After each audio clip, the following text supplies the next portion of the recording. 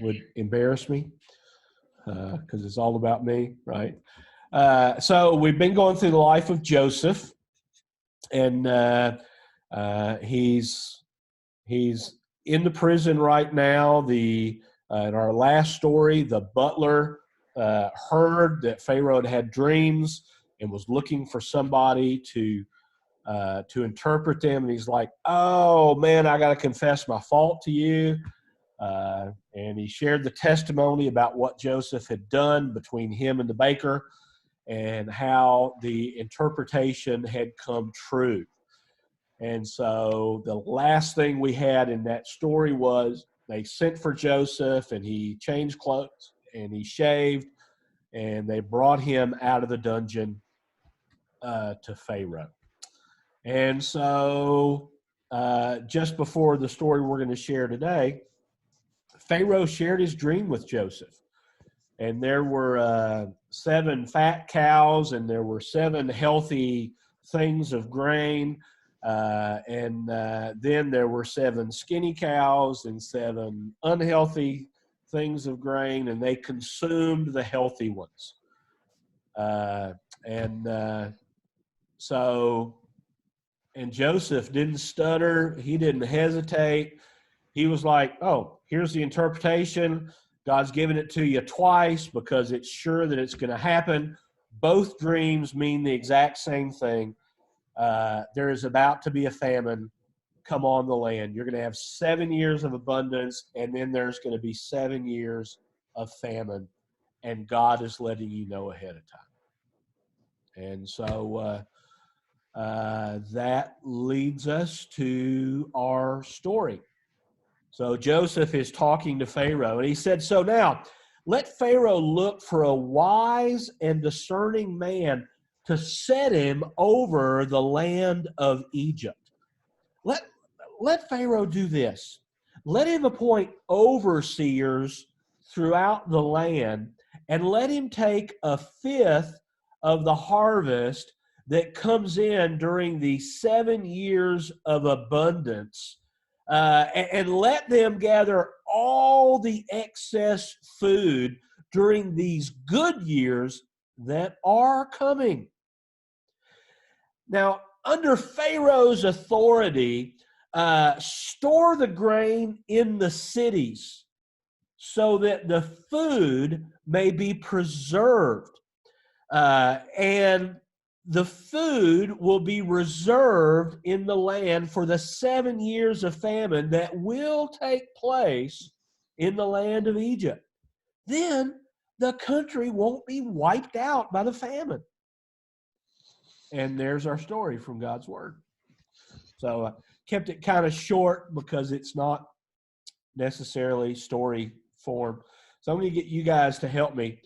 So Joseph standing in front of Pharaoh, he said, "So now let Pharaoh look for what?" Wisdom. Wise man. Yeah, a wise and discerning man to set over where? All the land. All the land of Egypt. Let Pharaoh do this. Let him appoint what? To be over the land. Overseers. Yeah, overseers over the land so that they may do what? Take 1/5 of the harvest of the land of Egypt during the 7 years of good 7 years. years of abundance. Let them Gather food. All the excess food during the good years that you kind of definitely coming. Yeah, that are coming. Yeah. He does this twice during the story. Under whose authority? God. Pharaoh's authority. Put the food where? In different cities. Yeah, put the grain in the cities so that what would happen? It would be stored, kept, safe. Yeah, preserved, exactly. Preserved for food. The food will be a reserve in the land during the 7 years. 7 years of famine that will come. Will take place in the land of Egypt. then the country won't what? He destroyed. Yeah, won't be wiped out by the famine. I just love to picture this story in my head, right? So I'm just curious, what do you think it might be like for the bystanders watching this guy that they know has just been brought up from the dungeon? And now he is telling the Pharaoh, the most powerful man in the whole world, telling Pharaoh what to do. What might have been going through their minds? Pharaoh's lost it. Yeah, Pharaoh's lost it. Yeah. This Or, is fun to watch. Yeah, go ahead, Sam. And this is going to be fun to watch. Yeah, this would be good. Yeah, Andrew. Joseph's head is going to come off. This guy's head is going to come off pretty soon. Yeah. Pharaoh And didn't ask for possibly that. the butler too, right? Yeah, because Pharaoh just wanted his dream interpreted. He didn't want any advice. Wow, excellent observation. Yeah, he didn't he didn't ask him what to do. He just said, "Tell me what the dream means." So yeah, very good. Well, let's look at the first part of the story. So now let Pharaoh look for discerning and wise men to set over the land of Egypt. Let Pharaoh do this. Let him appoint overseers over the land and collect a fifth of the harvest of the land of Egypt during the 7 years of abundance. Let them gather all the excess food during the good years that are coming. Right? So, I mean, what do we learn about Joseph that, Pharaoh has called him to interpret his dream, but, I mean, do you see him going a little beyond that?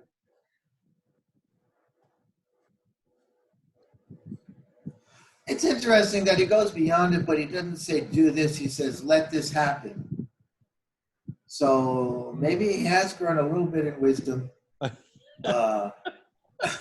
from the earlier times. And so instead of saying, this is what you need to do, he's saying, let this happen. This is something smart to do. Or he doesn't even say that. He just let this take place. And so he's kind of couching his directives more as suggestions, strong suggestions, perhaps. Let this happen. Well, you mentioned Perhaps he was being led by the Spirit. Oh, okay. All right. Yeah, this has come from God. But it's interesting. We had seen in a story earlier when we first started this journey with Joseph that God had given him a vision about his brothers and his parents. Was he do you see him being as discerning then as he is in this story? See a difference in Joseph? See, here's a man that can take his head.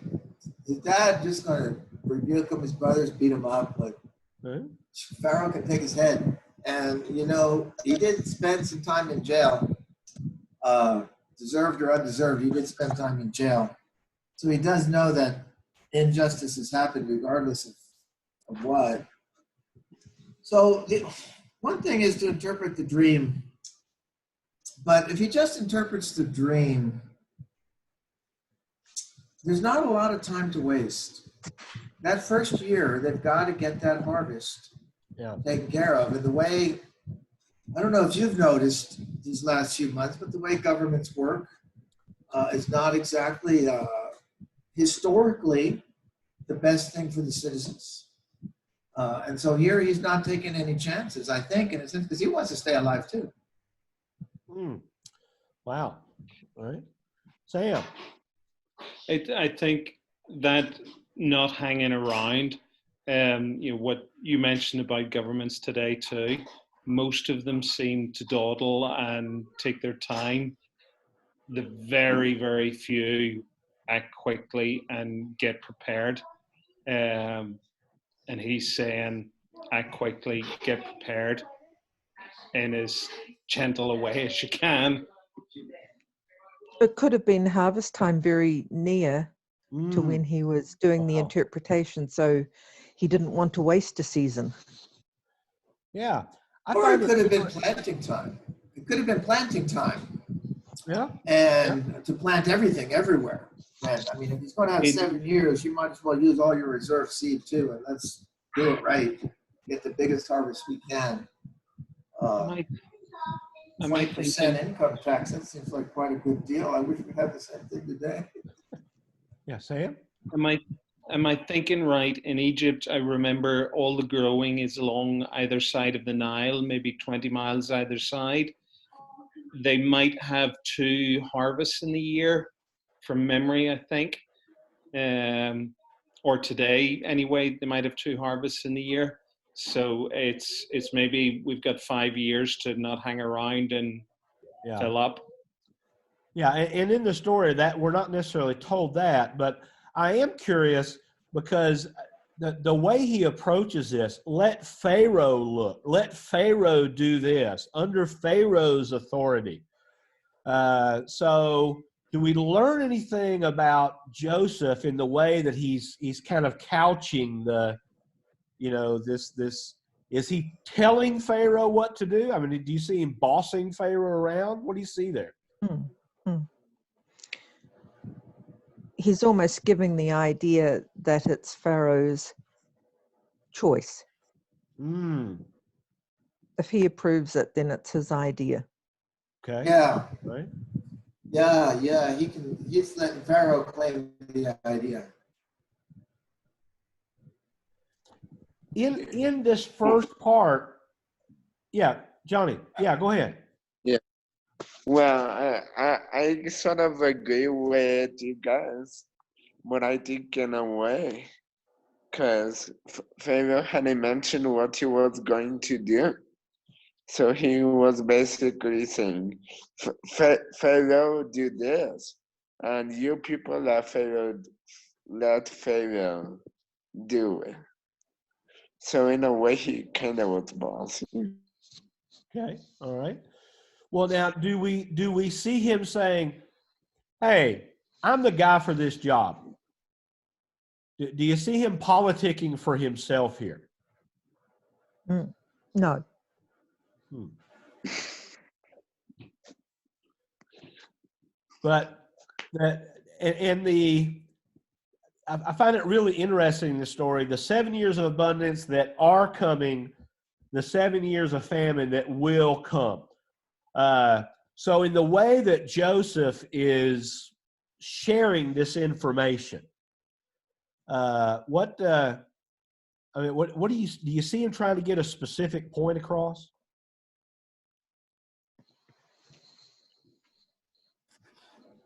These things are certain. They're Okay. certain to happen. Mm. I think what he's doing is he's writing the job description for the person that can handle this. Hmm. And he may actually be a lot wiser than he comes across, maybe like a certain president.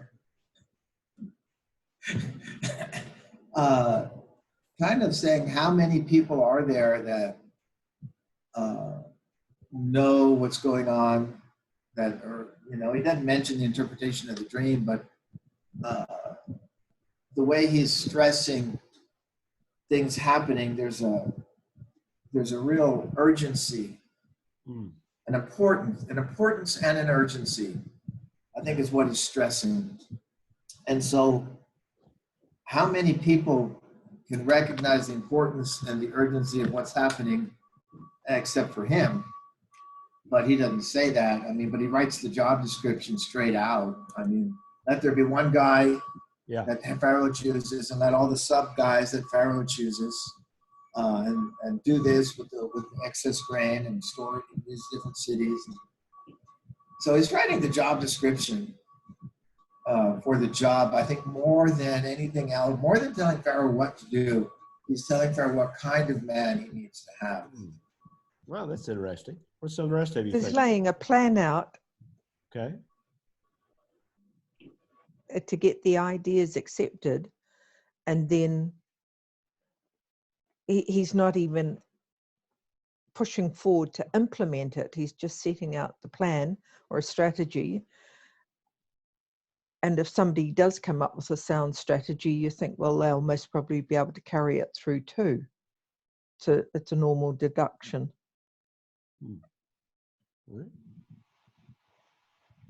I think also he's also concerned because, I mean, his job is basically to stay in jail, and I'm sure the jail is the last place that they're going to send grain to in the bleak years. And so he's thinking, if I go back to jail, I definitely want to get fed for 7 years. So coming up with a way to guarantee that. What about the practicality of the plan? I mean, you know, I'm not a government official, nor have I ever played one on television. But Did they have grain stores in the first place? yeah, I mean, this is going to They be. might have had to been built too. Yeah, yeah. They may have had, but to cope with Not 7 on this years, scale. they need a lot of things to happen. Yeah, and I wonder if that has to do with that sense of urgency. Mm.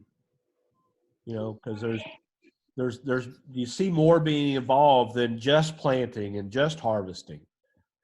I mean, what kind of scale? A fifth of all the harvest. Counting the harvest would be one thing. Administration, you know, Yeah, accountants. yeah. I mean, what kind of scale do you see going on here? Whole country Pretty- being put to work, basically.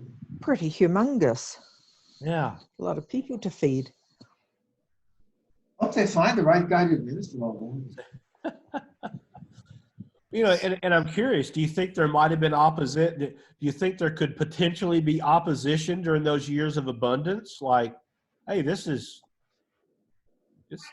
our grain.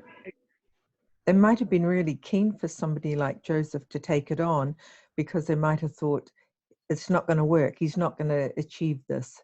And I'd rather him fail Wow. than one of our own people. Wow. When times are good, people always want to enjoy it. And 20% is a big cut of a farmer's crop. Mm-hmm. So they're definitely not going to want it to go, especially when it's good. They're going to want to enjoy it. And yeah, better a foreigner to do it than one of us, if it is going to happen. Yeah, Johnny. Yeah, just again with what Sam says about when times are good, people try to enjoy it. And during those 7 years, people are going to try to do the best that they can before a huge famine came. Or I guess you could call it like in a way a plague.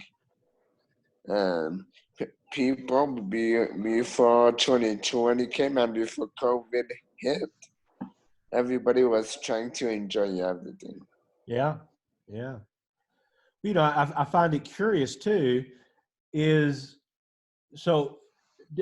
we talked about this earlier in another story. Who did Joseph say was going to give him the interpretation of this dream? God. Which God? The Egyptian God?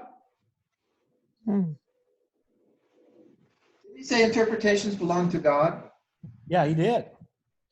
Yeah, probably Elohim too. I mean, he said it to the baker and the butler, and he said it again prior to the other story. Yeah, Sam.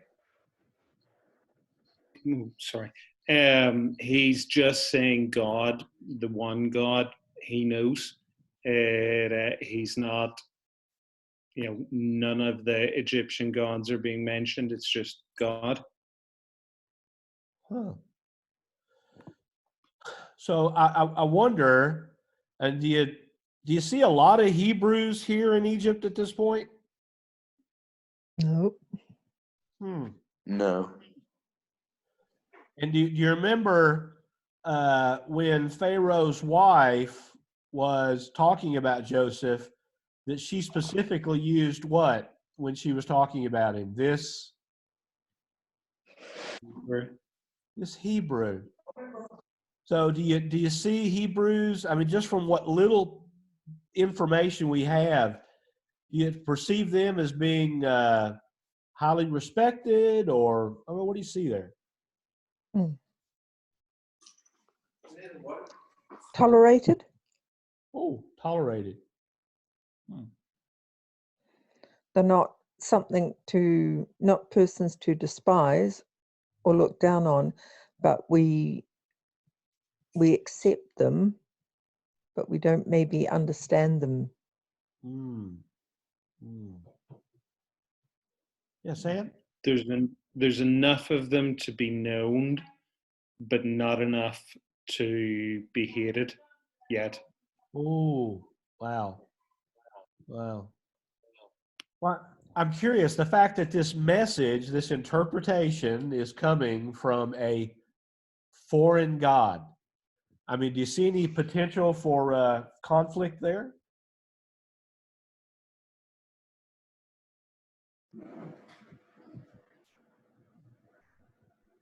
Well, their own gods couldn't tell them this. Ooh, wow.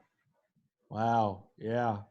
Because Pharaoh called all the magicians and all the wise guys from Egypt, and none of them could come up with anything. And now Hebrew boy shows up. So Pharaoh could have looked at the idea, even if this famine wasn't true, but the idea of taking 20% of the agricultural produce over the coming years was very attractive. yeah, any politician, yeah, here's an excuse. Oh, I hadn't thought about that. Yeah, that's good. That is a very interesting observation. What makes you so cynical? I watch American politics. It's just American. Yeah, I love it. You've got a new dimension. Yeah, Is Australian politics any different? Obviously, I can't. I wonder what we might learn about God, that he's putting himself, he's kind of showing off in a foreign land here. I mean, what do you through his servant Joseph? He's revealing himself to people who don't know him. Wow. Yeah. In a sense, he's trusting Joseph also. Because if Joseph screws this up royally, Joseph's God is mud on his face too. Oh, yeah, it impacts him. Yeah, Johnny. Yes. Answering your question, Mr. Vernon, It's Reverend Vernon, but that's okay. So. Okay. He has a master's degree too. Two. Oh, you just have 2 master's degrees? Oh, okay. Okay. All right. I'll call you Butch. There we go. Okay.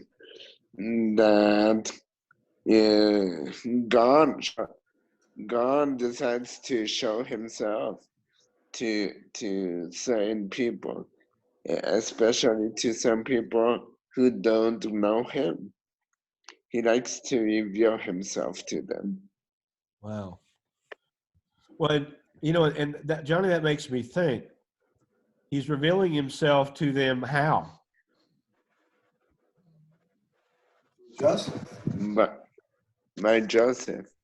Through one guy. Yeah. Huh.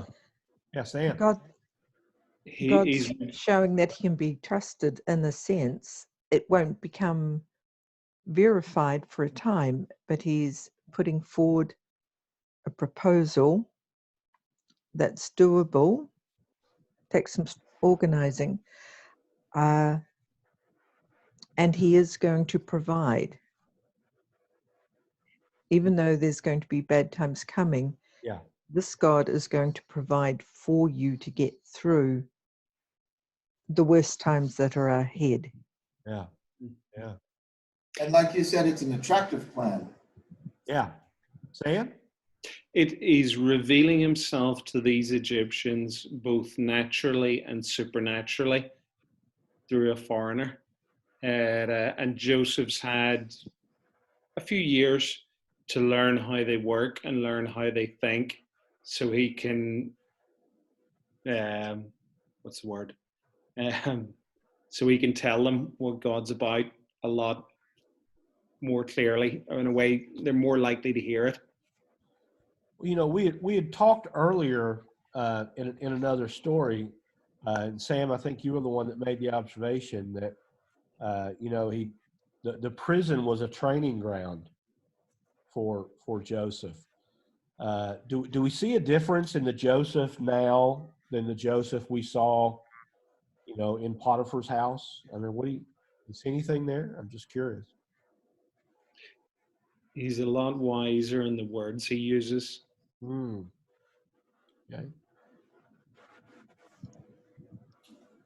But he didn't, it was before going to Egypt that you saw him as a little upstart. Yeah. And in Potiphar's house, he seemed, I get the impression he understood his role and managed that well. But Potiphar's wife just threw a spanner in the works with her attention. Yeah. Yeah. And he didn't have a way to combat that. And I think going back to the years of plenty and the years of not, in 7 years of plenty, 7 years is maybe the significance of 7 was important to the pharaohs as well as to God. But if God was manipulating everything, he could have brought bad conditions much sooner. But he's been very, fair, reasonable. Yeah. Yeah. Giving us some time to prep. So Got your warning. yeah, Andrew. Interesting about this is that Joseph is putting Pharaoh in an interesting position that Pharaoh's always going to come out smelling good on this one. If there's not a problem, he's got 7 years of income tax, pretty high. Yeah. 100%. Yeah. If there is a problem, Pharaoh comes out smelling good. If the person placed in charge messes up, it's his fault, not Pharaoh's fault. Okay. So it's a very attractive plan in more than one sense. Very attractive politically as well as economically. That Pharaoh's going to come out looking like the winner in this, no matter what happens. Yeah. All at the cost of having one person taken out of jail. So, well, let's look at this second part of the story. So, under Pharaoh's authority, store the grain in cities so that they may preserve it as food. The food will be a reserve for the land during the 7 years of famine that will take place in the land of Egypt. Then the country won't be wiped out by the famine. Again, we see him under Pharaoh's authority. So he's stressing that all this is to be done under Pharaoh's leadership, under Pharaoh's rule, under Pharaoh's word. So what do you see here in Joseph by the way he's handling himself? He's protecting himself in a way too. Okay, how do you see that, Claire? If he keeps attributing it to Pharaoh, then he gets his approval. Okay, yeah. Well, what he about knew what kind of person Pharaoh was. He had been in the political prison. So he knew what Pharaoh did and didn't like, or what caused the jailer or the butler to go to jail and get killed, or what, among other people that had been placed there. Yeah. So apparently he's using that and making sure that he doesn't overstep anything. This is Pharaoh's project. Pharaoh's the one that's going to take all the glory for it. Well, he didn't know at the time that he was going to be appointed overseer. I don't know if that's true or not. But we're not told in the story. So, We're not told in the story, though. and And it does seem that he would not know that. But if he had been in prison, he kind of might have been able to guess a little bit. I don't know. Because he goes right into what Pharaoh should do without telling him what to do and making it seem like it's Pharaoh's idea. So. well, how far-fetched is it? I mean, now think about this. In the morning before this happened, he's sitting in the dungeon, as it's called in the story, and I mean, regardless of how much it's a political prison, but still a prison, still barriers to communication. I mean, what might have been like for Joseph just sitting around that morning, during his devotion time, or his prayer time with the Lord. I mean, just think about what that could have been like for him before all this. How rapidly do you see this transpiring? It happened right away. I mean, he got bathed and dressed, right? Yeah, got shaved and dressed. Shaved and dressed. Well, he obviously asked God to get him out of prison today. Do we see that in the story? No. Yeah, no. But what do we learn about God that he works? I mean, here he's kept Joseph in. We know he's been there for at least 2 years after the butler. That's after interpreting the butler's dream. We're not told about how long before. But at least 2 years. So what do we learn about God that he left Joseph in there for 2 years, and now in a matter of hours, he's standing in front of Pharaoh. But something interesting, there's not very many reasons that you would be called in front of Pharaoh, shaved and dressed. And one of those reasons, of course, is to take your head off if you lift it up. Yeah. And so that might have been what he was thinking at first. And so, when that didn't happen, he went ahead and threw the dice for all they're worth. I guess, let's figure a whole deal out. What's the worst that could happen to him, right?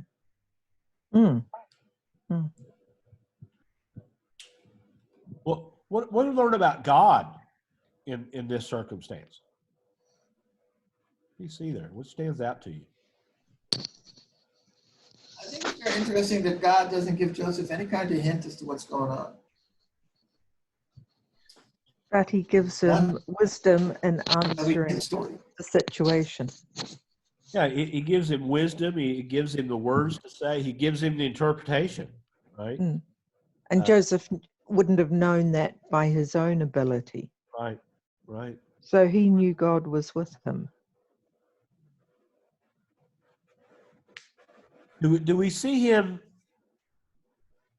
complaining about God leaving him the prison for this time anywhere? Huh. He did complain to the baker and the butler. Yeah.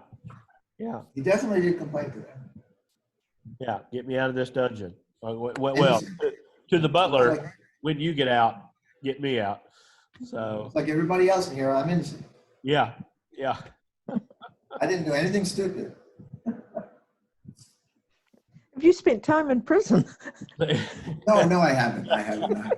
Not really. As a preacher, I'm required to know a lot of things about a lot of different things. Just teasing. A little bit. I have no tattoos. No tattoos. Yeah, and it's interesting the way he couches this. If you do this, if you do these things, then the land, it doesn't say, I love the way he phrases this. He doesn't say, then the land won't be negatively impacted, then the land won't suffer. He said, then the land won't be wiped out by the famine. That's interesting phraseology there in what he says. Right? I mean, how else could he have phrased that? Well, like Andrew said, you either stay in the prison and that's the end of your life, or you take a gamble out and you might lose your head or you might not. And what's been told to Pharaoh is a little bit like that too. You're going to have good times and then you have bad times. And if you make the right choice, your people, your country, your nation won't be destroyed. Well, that's if you say that to a leader, they're going to listen to what you said before. That's a heavy consequence. Yeah. Yeah, because if the nation won't be wiped out, then the president won't be wiped out either. His party will get reelected. He won't get overthrown. I imagine it's the same in any type of leadership at all. There's somebody there with a knife all the time. Whether that knife is an impeachment or a real knife, I mean, it's there. Right. So if your nation in the worst of times does well or doesn't get destroyed, everybody else does, you're going to get bad press for it, but you're not going to get destroyed too. Yeah. You can always spin the press. Not that I've seen that happen. In the first part of the story, we see how he phrases his conversation to honor Pharaoh and make his message as acceptable as possible. We talked a little bit about there at the start. Today, is it still important for God's people to use wisdom in how they share information? I mean, does that still matter? I think it does matter, but at the last part, he's very realist about it. He says it won't get wiped out. So he's realistic about it. He's Okay. giving him a realistic thing here. This is what's going to happen. Yeah. I would think wisdom is required. Huh? That he's not telling him the truth. No, he's telling him the truth. He's telling him the blunt truth. Yeah. Yeah, he's giving Pharaoh the way it is, or the way it will be. Yeah. But the way he's doing it, and is that still important for God's people to learn today? Sure. No,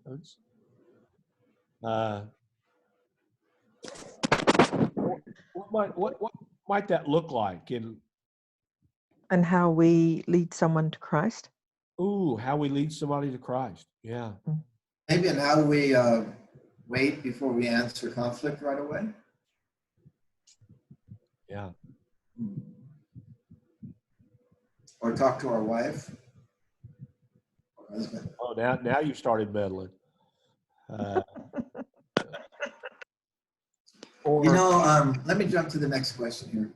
I have a very large family, and in my family, I have criminals and homosexuals and drug addicts and Christians.